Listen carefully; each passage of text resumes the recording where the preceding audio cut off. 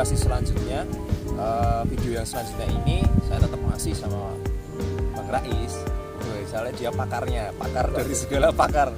Ini buatan enggak. Pakarnya itu petani. Oh gitu, Iya, betul. petani. Karena petani memang beliau-beliau itu memang yang sering duluan ya beliau ya. Ya, betul. Ya, jadi untuk video selanjutnya kami akan membicarakan mengenai APH. APH ini apa toh? Nah, itu nanti akan kami jelaskan mengenai APH tersebut. Nah, monggo Mas Rais, APH itu apa? APH itu adalah apa? Apakah? Oh ya, apakah ya? Iya. Oh, yang bener Mas, yang bener Mas. Apa nih APH nih? APH itu kalau kita di pertanian itu adalah agensi pengendali hayati. Nah, agensi pengendali hayati. Ya. Apa itu Mas? Agensi pengendali hayati adalah makhluk hidup ya, makhluk hidup di mana dia itu dalam aktivitas hidupnya itu bisa memangsa, bisa memarasiti gitu.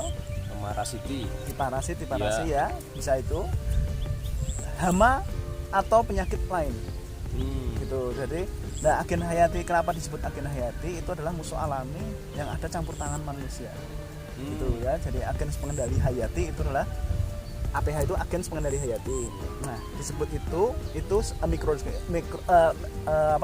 makhluk hidup yang dalam aktivitasnya hidup tadi ya bisa mengaruhi kehidupan si hama atau penyakitnya. Nah, di mana di alam itu ada campur tangan manusia. Misalnya agen pengendali hayati ya, itu agen pengendali hayati misalnya trichoderma itu misalnya ya. Trichoderma itu kan ada di alam. Tapi kalau misalnya kita budidaya itu ada campur tangan manusia dengan pencampuran di pupuk. Tapi aslinya itu ada ya Mas ya? Aslinya ada. Cuma kelimpahannya kan kita tidak tahu jumlahnya. Nah, untuk membahas ini kita flashback lagi ke depan. Ke depan. Flashback itu ke depan malah back to the future. Oh iya. Oh, soalnya ini ngomong santai ya. Santai pokoknya. Jadi agen pengendali hayati itu ada 4 golongan. Yang pertama itu adalah predator, pemangsa. Okay. Yang kedua itu adalah parasitoid. Ya, parasitoid ya, memarasiti telur, memarasiti larva, memarasiti imago ya. Imago itu yang serangga besarnya, dewasanya. Yang ketiga itu adalah patogen serangga. Patogen serangga. Yang keempat itu adalah antagonis patogen tumbuhan. Jadi misalnya contohnya ya, yang predator misalnya tomcat, kumbang helm, kumbang yang warnanya merah itu loh yo, yang merah kecil-kecil, yang ada titik hitamnya. Kalau yang orang sini tuh sering ngarani kepek itu bukan ya? Nah, kayak kepek lah, kayak kepek. Tapi beda lagi, ada lagi kepek yang memang hama. Oh, tapi kepek yang merah berarti ya? Kepek yang merah yang ya kayak helm itulah, helm bulat itu. Kemudian ada lagi misalnya laba-laba. Itu termasuk predator. Yang besar itu ya burung hantu, Tito alba. Itu juga masuk agensi pengendalian juga ya? Itu kan kita introduksi juga, kita biarkan kayak di sana di daerah Sleman itu sudah banyak untuk mengendalikan si tikus. Nah, kemudian ada yang golongan yang kedua itu adalah parasitoid. Parasitoid itu aktivitas hidupnya dia harus, kalau dia mau berkembang biak ya, berkembang biak itu dia nunut ke si endok itu pada hewan lain, baik di fase telurnya, fase larvanya, fase imagonya. Contohnya tadi yang disebutkan kemarin itu trichoderma ya, trikograma. Ya, trikograma itu kan fase hidupnya dia itu mau berkembang biak, nitip endoknya itu di endoke. Ya, jadi nitip, jadi telurnya si penggerek batang itu di endoki si trikograma. Supaya apa? Supaya dia berkembang biak. Nunut di situ. Namanya juga parasit ya, itu yang telur. Yang larva jenengan perso tawon apa itu ya, tawon nendek ngalane wong Jawa, tawon kunir ya, tawon apa yang buat rumah di itu loh Mas, di kusen itu loh. Iya. Kayak tanah itu loh, ada nempel tanah atau yang bukan, ada tanah yang nempel di kusen, jendela dan sebagainya. Kan ada tanah nempel biasanya.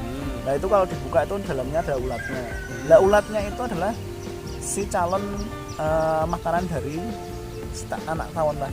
Jadi tawonnya tadi meneluri di bagian luarnya si ulat, nanti begitu netas telurnya itu nanti akan mengait di tubuhnya si ulat, diserap cairannya. Nah, itu ada. Kemudian yang selain parasitoid itu adalah patogen serangga. Patogen serangga. Ya, jadi misalnya kita di lapang itu menemukan walangsangnya jamuren. Ya. Nah, misalnya di lapang menemukan belalang jamuren. Ya. Nah, itu misalnya di lapang menemukan lagi apa namanya wereng. Ya. Wereng dan jamuren. Lah itu patogen serangga. Jadi jamur entomopatogen. Nah, itu apa Mas? Namanya apa ya? Jamur Misalnya jamurnya salah satunya misalnya ya itu Bevaria bassiana. Beauveria bassiana. Bevaria bassiana. Terus ada lagi Metarhizium riley, ya. Metarhizium anisopele gitu, yang untuk uret, ya. Yang untuk ulat geraya, ya ulat geraya itu Metarhizium riley, ya Metarhizium riley. Itu nanti ulatnya kalau disemprot itu nanti terinfeksi itu ulatnya jadi hijau, berjamur. Itu. Dan itu tidak berbahaya ya untuk tidak tanaman berbahaya ya? untuk tanaman, tidak berbahaya untuk manusia. Ya, gitu. Kemudian ada lagi yang tadi adalah antagonis ya, antagonis ke patogen tumbuhan. Jadi dia itu sifatnya itu adalah memerangi patogen tumbuhannya mas, seperti misalnya fusarium, jamur fusarium. Nah, kalau ini kebetulan kan ini kita fokus ke cabai, itu yang sering keluar kan fusarium ya Mas ya. Nah, ini apa Mas? Trichoderma. Itu yang namanya trichoderma atau gliocladium itu bisa. Gliocladium. Ya, gliocladium atau trichoderma itu bisa untuk mengatasi si fusarium tadi. Dengan cara bagaimana? Dengan cara seawal mungkin. Yang pertama trichodermanya dicampur di pupuk organiknya, itu untuk media dasar nanti untuk tanaman cabai. Yang paling bagus lagi adalah trichoderma dicampur di persemaiannya, media persemaian. Ya, jadi nanti akan terbawa dengan sendirinya ke lahan. Nanti lahan kita sudah tersiap pupuk organiknya banyak, nanti trichoderma akan berkembang banyak. Nanti ada fusarium mendekat, otomatis nanti akan terbenteng. Itu. Jadi ada 4 jenis ya, ada 4 jenis dari siaga. Ya. Gitu. Terus kemudian kalau kan saya sering dengar APH itu ada juga namanya PGPR. Tadi sudah disebut trichoderma sama Beauveria. Kemudian ada Paenibacillus. Nah, ini kalau untuk 4 ini apakah bisa diaplikasikan ke cabai? Bisa. Jadi gini, mekanismenya ya PGPR itu kan Plant Grow Promoting Rhizobacterium. Ya. Itu basa Jawane.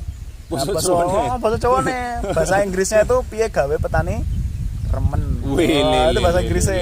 Gampang bahasa Inggrisnya. Ya. PGPR. Nah, itu diaplikasikan semenjak tanaman itu ngelilir yang bagus. Ngelilir itu misalnya pindah tanam, umur semingguan mulai ngelirin gitu. Ya. Nah, mulailah disemprot dengan PGPR. Kalau untuk benih? Untuk benih, untuk perendaman benih itu bisa juga. Yang di cabai. Kalau yang di bawang merah sebaiknya setelah tumbuh kuncup. Oh, kalau fungsinya PGPR itu bahasa paling mudah dicerna untuk apa? Oh ya, jadi fungsinya PGPR itu ada beberapa fungsi ya. Yang pertama itu adalah bakteri, itu adalah nanti mengurai unsur hara yang ada di lahan. Oh, PGPR bakteri ya? Ya, bakteri, dalamnya itu bakteri. Kebanyakan adalah bakteri pengurai ya, bakteri pengurai yang dimana dia itu nanti akan membantu mengikat nitrogen tanah. Mengikat tanah. Juga ada fungsi lagi yang dia sebagai imunitas ya, imunitas ke tanaman. Berarti kayak vaksin dong? Nah, ya itu kayak vaksin yang tren ini. Berarti tanduran iso divaksin. Itu salah satunya dengan PGPR itu. Aplikasinya gimana Mas? Aplikasinya tadi itu dengan perendaman benih bisa, cabai kalau sudah merah setelah kuncup sudah tumbuh ya. Itu sudah kuncup baru disemprotkan. Yang paling bagus intervalnya adalah 3 hari sekali. Paling bagus. 3 hari sekali sampai dengan pecah cabang cabai. Kalau udah pecah cabang sudah. Tapi kalau di PGPR terus ya bagus, tanamannya bagus terus, gede terus. Tapi bunganya nanti biasanya akan dirombak. Oh, karena dia fokus ke karena fokus ke walaupun pakai agen Jayati yang sudah bagus, tapi tetap kita harus hitung-hitungan juga gitu ya. Selektif juga. Kapan waktu yang tepat? Betul. Makanya tadi yang aku bilang tadi pengamatan rutin itu caranya ngomong karo tanduran kepiye. Ya itu salah satunya adalah cara kita berbicara dengan tanaman. Maktune njaluk apa to iki tanduran. Itu. Berarti kalau mudahnya PGPR itu untuk memperkuat tanaman ya Mas. Ya, gampangnya betul. seperti itu. Ya, jadi betul. biar nanti kalau misalnya ketempelan opo lah gitu ya, ketempelan penyakit atau apa dia lebih kuat gitu ya. Ya, yang penting jangan ketempelan makhluk halus. Waduh, dadak ngundang opo kuwi nek ngono. Tapi ketempelan makhluk halus lainnya itu yang enggak doyan Mas, yang doyan enggak doyan menyan loh ya. Makhluk halus sing makhluk halus yang enggak kelihatan. Benar-benar halus loh dipegang ya ini ya. Oh, nak ngono. Kan kayak misalnya jamur itu kan makhluk halus. Oh iya. Bakteri tak kasat lain mata ya. Kan tak kasat mata. Gitu. Nah, Itu untuk PGPR, berarti PGPR untuk menguatkan tanaman. Kemudian kalau untuk Paenibacillus, Ya, Paenibacillus itu jenis bacillus ya, jenis bacillus yang utamanya itu adalah untuk mengendalikan Xanthomonas di padi. di Intinya padi. di Xanthomonas di padi atau kayak BLB ya. BLB atau kresek. Kalau di cabai bisa nggak, Mas? Kalau di cabai bisa Tetap digunakan, bisa tetap digunakan. Karena apa? Bakteri Paeni ini itu juga mengeluarkan enzim. Sekresinya itu ada enzim-enzim yang dimana enzim itu nanti akan menghambat pertumbuhan si jamur lain. Jadi tidak semata-mata bakteri itu menghambat bakteri, tapi dia bakteri itu ekskresinya ada mengeluarkan antibiotik, antibiotik sama enzim. Nah, itu nanti akan mempengaruhi perkembangan dari si jamur patogen. Gitu. Jadi makhluk hidup yang kita terapkan di situ, agen hayati itu mempunyai sifat mempertahankan wilayahnya. Dan begitu ada patogen lain di situ, patogen yang patogen tumbuhan, itu otomatis dia akan mengeluarkan enzim yang untuk mengamankan wilayahnya. Itu. Berarti kalau untuk PGPR, Beauveria bassiana, kemudian Paenibacillus sama Trichoderma itu berarti untuk diaplikasikan ke budidaya cabai bagus ya, Mas, berarti ya? Bagus ya. Cuma pengaplikasiannya kan sendiri-sendiri. Kayak misalnya Trichoderma berarti di tanahnya, gitu. Yang PGPR itu nanti bisa disiramkan atau bisa disemprotkan bisa. Yang Paenibacillus disemprotkan di atasnya, di tanamannya bisa. Selain Paenibacillus ada juga yang paling bagus menurut saya ya. Setelah kita coba kaji itu adalah Pseudomonas florens. Pseudomonas florens sama Bacillus. Pseudomonas florens sama Bacillus subtilis ya. Itu kita uji cobakan itu di tanaman cabai itu alhamdulillah patek itu tidak mendekat. Bagus banget. Itu sudah beberapa tempat kita coba itu bagus. Jadi Pseudomonas florens sama Bacillus subtilis itu bagus sekali untuk mengatasi patek di cabai. Nah, ini kan kita udah ngobrol ya, Mas, mengenai APH gitu. Nah, cuman kalau misalnya petani nanti atau sedulur-sedulur tani yang lain juga saya pengen nyoba nih, tapi aku carinya di mana? Aku goleknya yang di. Nah, itu di mana, Mas? Kalau mau cari-cari APH ini yang murah lah. Yang murah itu bisa eksplorasi sendiri. Eksplorasi sendiri. Misalnya di bawah tegakan tanaman bambu itu bisa dieksplorasi lagi. Terus kemudian ada lagi misalnya ya, yang kalau misalnya di alam itu dengan menemukan serangga-serangga yang mati berjamur, mati tidak wajar, itu dikumpulkan saja, itu nanti bisa dikembangbiakan lagi. Substratnya pengembangbiakan sangat mudah. Pertama bisa pakai jagung, yang kedua bisa pakai beras. Didang, paribasan didang setengah matang, jangan sampai lembek ya. Itu nanti terus itu langsung atau kalau misalnya mau menjebak sejamuran tadi di bawah bambu, itu bisa langsung diambil tanah di sekitar perakaran bambu lama, itu bisa dijadikan PGPR, atau menjebak si Trichoderma itu dengan kita ini yang paling mudah itu adalah menggunakan kelapa. Kelapa kita belah dua, itu kan ada kelapanya toh. Nah, kita nanti tutup lagi, kita taleni, kita tanam di bawah bambu. Nah, nanti seminggu lagi kita buka, nanti kan sudah berjamur. Nah, jamurnya di situ perkembangbiakannya itu ada jamur, kebanyakan adalah Trichoderma dan Bryozoa. Nah, taunya misalnya saya nih udah praktek yang jenengan sampaikan itu. Jadi Trichodermanya setelah saya buka, nah itu ciri-cirinya gimana, Mas? Ciri-ciri fisik dari Trichoderma itu warnanya adalah hijau keabu-abuan. Hijau keabu-abuan. Ciri fisik. Cuma yang warna fisik hijau keabu-abuan juga banyak. Banyak juga. Jamur-jamur Aspergillus itu juga hijau keabu-abuan. Kalau misalnya mau mengujikan itu ya memang harus dibawa ke laboratorium. Cuma gampangnya gini. Kalau yang di bawah tegakan bambu itu adalah mikroorganisme yang notabene adalah mikroorganisme yang kalau yang pernah pengalaman ya nanam di bekas bongkaran bambu. Jadi tanah dibongkar bambu, jadi bambu dibongkar, tanah yang ditanami itu nanti pasti bagus. Ditanami apa aja pasti bagus. Karena apa? Karena tanahnya mengandung mikroorganisme yang luar biasa banyak dan bagus. Jadi cara yang paling murah begitu ya. Tapi kalau sepertinya kalau online pun banyak ya. Banyak ya. Cuma yang aslinya paling mudah. Jadi gini, pertanian yang ramah lingkungan itu jangan mengandalkan beli. Itu jangan mengandalkan beli. Kalau kita bisa eksplorasi. Nanti di video selanjutnya Mas Irfan akan bahas cara membuat, cara eksplorasi, banyak pokoknya. Eksplorasi Trichoderma seperti apa, cara perbanyakan Beauveria bassiana bagaimana, cara perbanyakan Pseudomonas florens bagaimana, nanti akan dikupas tuntas. Tapi ada syaratnya, Mas. Ada syaratnya dong. Apa, Mas? subscribe, Wah. like ya toh, komen. Nah, Saya itu nggak ikut-ikutan. Yang penting Diajak. itu kalau misalnya nanti sedulur-sedulur tani kok seneng ya saya semangat dong bikinnya. Jadi ini intinya video-video edukasi dulu gitu mengenai dasarnya itu seperti apa sih. Nah nanti kalau misalnya sedulur tani pada seneng gitu ya saya lanjutkan untuk melanjutkan video-video yang lebih lebih detail ya Mas ya. Yang penting bermanfaat untuk petani. Betul. Petani sehat ya toh, produksi mantap. Wih. Itu yang pertama. Karena apa? Pelaku pertanian itu adalah petani, sehatkan petaninya. Wih. Itu sehatkan secara pikir Iya. dan secara apa? Pikir dan apa ya? Fisik. Oh fisik. Ya. Oh, ya nek macul ya mesti seger toh Mas. Pikirnya nek apa-apa kimia dadak tuku. Nah itu. Jadi pikiran apa dompet entek. Nah apalagi kita kalau ngobrolin cabai ya Mas, kan memang masih banyak yang menggunakan kimia ya, dan Ya. kimia itu nggak murah sepertinya. Ya, itu. Setelah saya cari tahu kok banyak ternyata banyak juga. Nah, sedangkan kita ada ilmu-ilmu yang ternyata bisa mengurangi ya. Ya, banyak lah, harus dikolaborasikan tadi itu. Cara fisik, mekanis ya, fisik mekanis sama kimia juga bisa. Tapi kalau bisa sebelumnya bisa diatasi, kenapa harus kimia? Oh iya.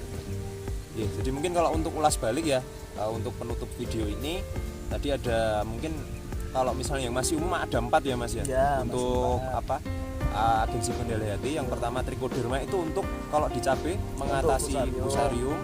Kemudian PGPR untuk pertumbuhannya dan imunitasnya, imun dan pertumbuhan. Kemudian kalau Beauveria Mas untuk mengatasi trips sama apisnya. Nah, trips sama apis yang sering bikin keriting itu bisa pakai Beauveria bassiana. Kemudian yang terakhir Paenibacillus untuk Paenibacillus itu untuk mengatasi padak juga bisa. Untuk padak juga bisa. Walaupun tadi ada ya Yang paling bagus Pseudomonas adalah florens ya. itu. Tapi Florens karena mungkin itu masih susah ya Mas nyarinya ya. Enggak sih, Udah juga. coba hubungi saya cekap. Wah mantap kali, mantap kali. Ya. Nanti untuk siapa sih Mas Rais pasti akan saya jelaskan. Nah, untuk video-video selanjutnya mungkin untuk sekarang mungkin saya perkenalkan saja Mas Rais itu siapa. Tapi untuk detailnya nanti pasti juga akan saya jelaskan. Jadi mungkin itu video kali ini mengenai agensi pengendali hayati. Terima kasih sudah menyaksikan video ini. Semoga bermanfaat untuk sedulur-sedulur tani. Terima kasih. Selamat siang, salam petani muda Indonesia. Pada siang hari ini saya sedang melakukan kegiatan panen cabai. Pada hari ini panen yang ke-38 dengan varietas ori, dengan sistem budidaya ramah lingkungan. Ini lur yang punya gawe. Siapa bilang berbudidaya pertanian ramah lingkungan tidak maksimal produksinya lur? Hoax itu namanya. Ini adalah salah satu contoh penggunaan APH dari pengolahan tanah sampai kita panen menggunakan APH. Ada Trichoderma, bakteri subtilis, bakteri fluorescens, PGPR, Beauveria, semuanya diterapkan di sini. Nah, kalau ada yang bilang ramah lingkungan itu produksinya tidak maksimal, ini adalah salah satu bukti nyata. Marilah kita menjadi petani sekaligus petani pengamat, amati, kenali, kendalikan, budayakan budidaya pertanian dengan ramah lingkungan. Salam petani muda Indonesia.